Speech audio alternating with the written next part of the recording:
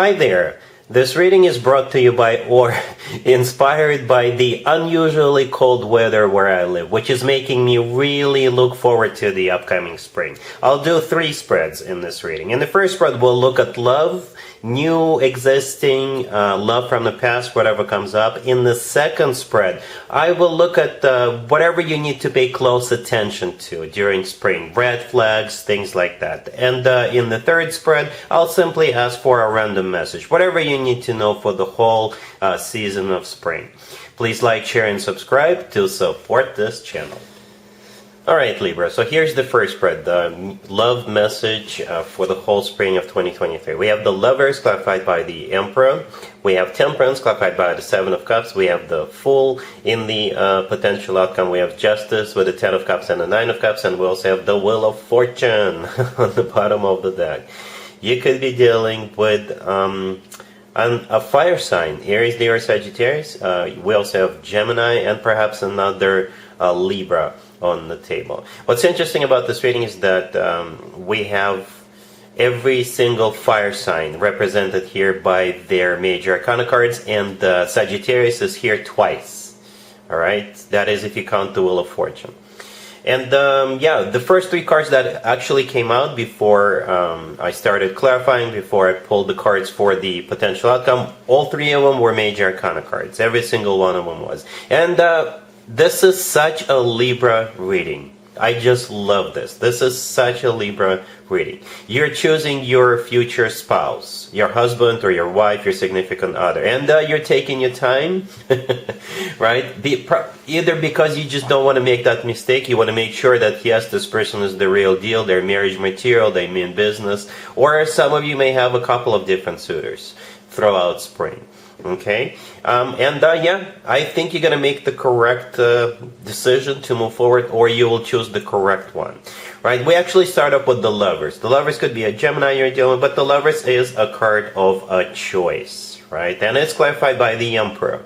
The Emperor could be an Aries you're dealing with, but again, the choice. You're choosing either out of 2 people, or you're choosing to move forward with this person, but prior to moving forward with them, you want to make sure that you're making the right move. You're choosing the right person, right? And I think you're gonna be right on point because you're choosing the Emperor.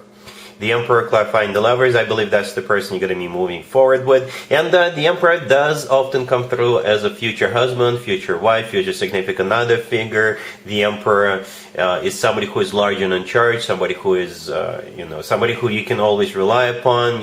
They always deliver, and the Emperor is above all kings. Right? It's the Emperor, not some king, but the Emperor. And you're choosing the Emperor. Okay? Right next to the Lovers, we have Temperance, clarified by the Seven of Cups. This is you taking time. Right? This is you being, taking your time to, before making that move, before making this decision. You want to make sure you're not making that mistake, right? Temperance could be a Sagittarius you're dealing with, but Temperance is a card of patience. With Temperance, nobody is in a rush. With Temperance, people take their time, right? The Seven of Cups clarifying it. It could be a multiple choice card for some of you, but the Seven of Cups is a card of uncertainty and clarity. So again, you want to make sure you're doing the right thing, and I think you will. Here comes the Fool. The Fool could be an Aries you're dealing, but the Fool is going with it. The Fool is a card of taking a leap of faith. The Fool is also a card of taking a risk, but let's be honest. Every single relationship or marriage we enter is taking a risk. Every single one of them. It's just a matter of a 5% of a risk, or 95% of a risk, or anywhere in between.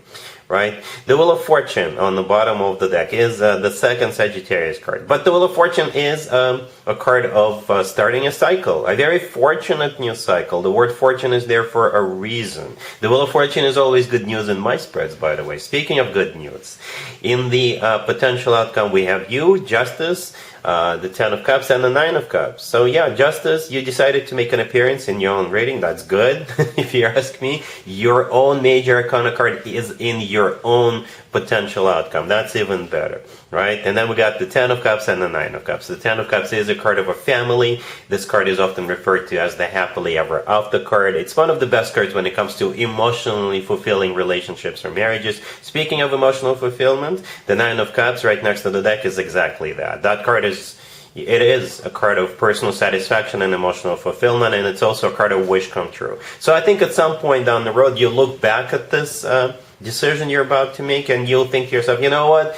I made the right choice. When I decided to move forward with the Emperor, I made the correct assumption that it will lead to the happily ever after. Because at some point in the future, that's exactly where you're going to be. You're going to be enjoying your happily ever after. Alright, so yeah, really happy for you, Libra. Congratulations.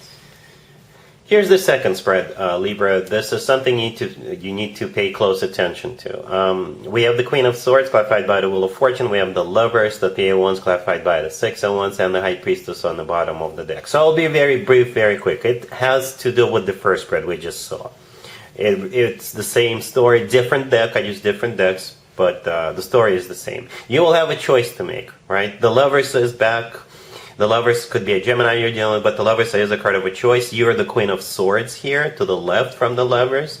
And the Queen of Swords is clarified by the Wheel of Fortune. So you do have this cycle that's pending, right? Cycle that's about to start. And the High Priestess on the bottom of the deck is perhaps your own intuition, right?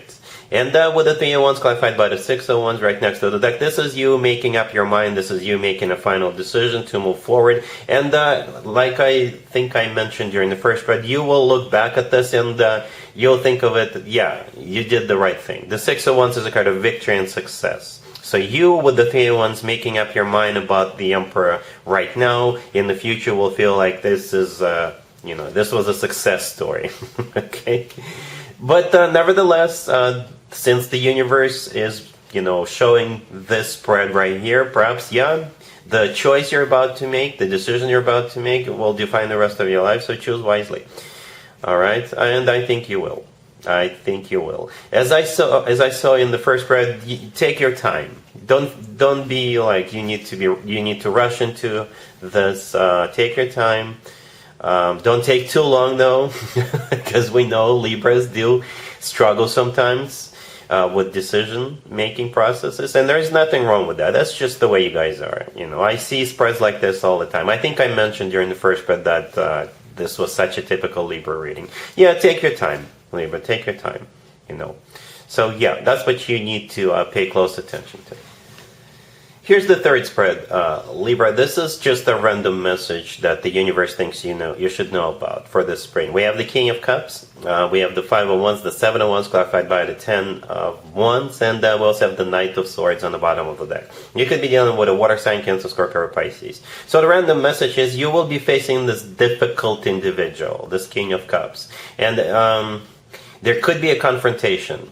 However, there is no major arcana cards on the table, zero. What that usually means is this can be avoidable. I'm not calling you out, I'm not saying you're going to be the one starting this fight, but it does look like some kind of a fight that could potentially happen between you and this King of Cups. But just a side note, this can be avoided.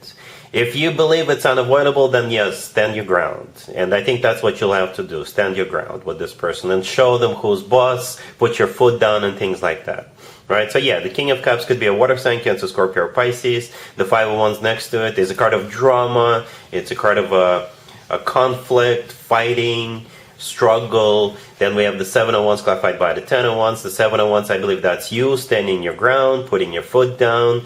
The Ten of Wands is a card of a burden, right? So it's going to be kind of messy. It's just one of those things that you don't want to deal with because it's going to be I can't think of a better expression. But you'll still have to either stand your ground unless you can avoid this altogether. The Knight of Swords on the bottom of the deck, I think that's you. First of all, you are an air sign, right? The Knight of Swords is an air sign. But at the same time, the Knight of Swords is the knight out of all four knights that tends to get into fights. In this case, this is you, again, showing this person who is boss, not allowing this person to boss you around. Things like that. So, yeah, this is just a random message for you, Libra, to know about during spring. Alright, so that's what I have for you, Libra, for this reading, for this time period. If this video resonates with you, please like it. Please also share and subscribe. And other than that, Libra, have an amazing spring.